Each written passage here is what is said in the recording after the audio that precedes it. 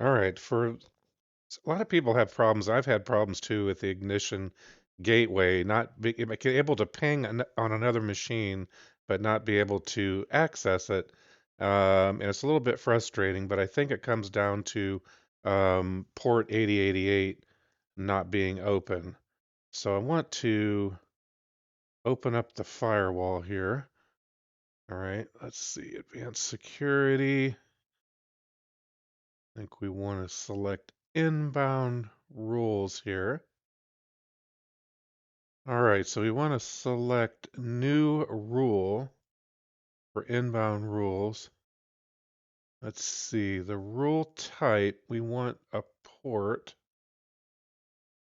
TCP or UDP. We're going to click next. Let's see, we're going to select 8088. And for now, I'm going to leave it at TCP. Let's see what happens. Allow the connection. Yes, we're going to allow it. Right now,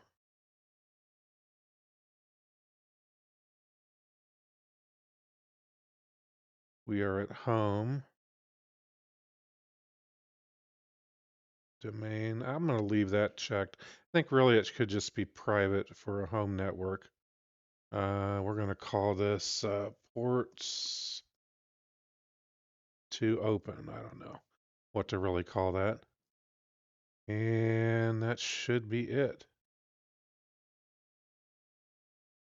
Let's see if we have it listed in here or not. Rule type.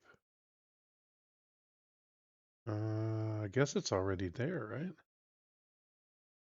Okay, yep, there it is. Sorry about that. It's up here at the top. Got ports to open and it is enabled. So domain and private. So we'll give this a try and see if we can access the ignition server from another machine.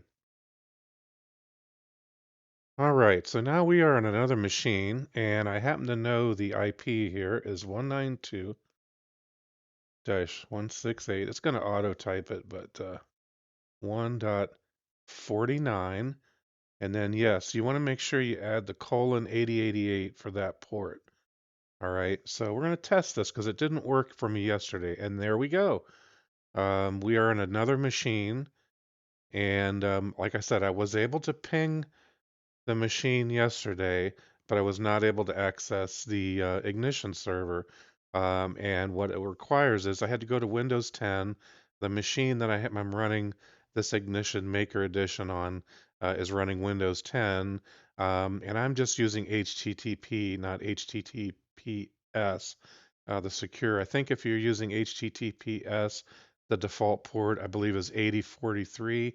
In this case, it's 8088.